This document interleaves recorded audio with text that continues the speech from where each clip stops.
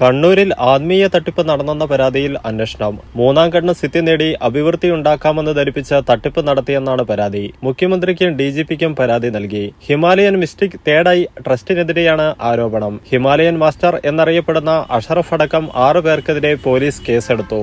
പ്രപഞ്ചോർജ്ജത്തെ ഉപയോഗിച്ച് നേട്ടമുണ്ടാക്കാമെന്ന് വിശ്വസിപ്പിച്ച് ക്ലാസുകൾ നടത്തിയെന്ന് പരാതിയിൽ പറയുന്നു. കേരളത്തിലുടനീളം ട്രെയിനിംഗ് ക്ലാസുകൾ സംഘടിപ്പിച്ചു.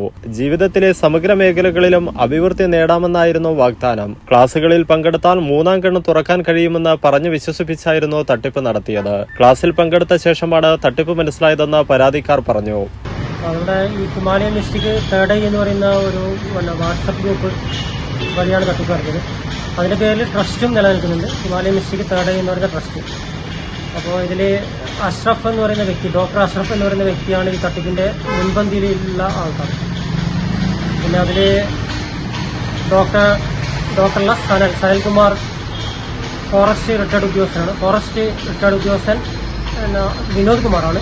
സനൽകുമാർ എന്ന് പറയുന്ന വ്യക്തി, സനൽ ഇപ്പോഴും സർവീസിലിരിക്കുന്ന വ്യക്തിയാണ് സനൽ. പിന്നെ അഭിനന്ദ് കാഞ്ഞങ്ങാട് എയിംസ് MBBS പാസ്സായ ഡോക്ടറാണെന്ന് പറയുന്നുണ്ട്. അപ്പോൾ ഇവരൊക്കെയാണ് ഈ തട്ടിപ്പിന് പിറകിലുള്ളത്. പിന്നെ അനിരുദ്ധൻ എന്ന് പറയുന്ന ആദ്യത്തെ ട്രസ്റ്റിന്റെ പ്രസിഡന്റ് അനിരുദ്ധൻ എന്നാണ് അറിയപ്പെടുന്നത്. അപ്പോൾ ഇവരൊക്കെ ചേർന്നിട്ടാണ് ഈ തട്ടിപ്പ് നടത്തിയിരിക്കുന്നത്. ഇവിടെ കണ്ണൂരിൽ നടന്ന ക്ലാസ്സിലാണ് ഞാൻ പങ്കെടുത്തത്. ആത്മീയമായ ഉണർവുകൾ ഉണ്ടാക്കാനായി ഹിമാലയത്തിൽ നിന്നുള്ള ഔഷധക്കൂട്ടുകളുണ്ടെന്നും അഷറഫ് ഒരു ആൾദൈവത്തെ പോലെയായിരുന്നു പെരുമാറിയതെന്നും പരാതിയിൽ പറയുന്നു.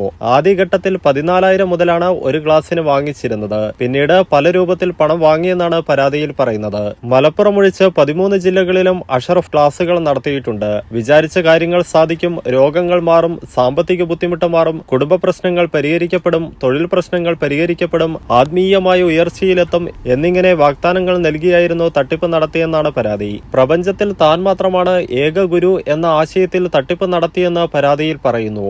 ഗുരുവിനെ നേരിട്ട് കണ്ട് അനുഗ്രഹം വാങ്ങുന്നതിനായി പ്രത്യേകം ഫീസ് ഈടാക്കിയിരുന്നതായും പരാതിയിൽ പറയുന്നു.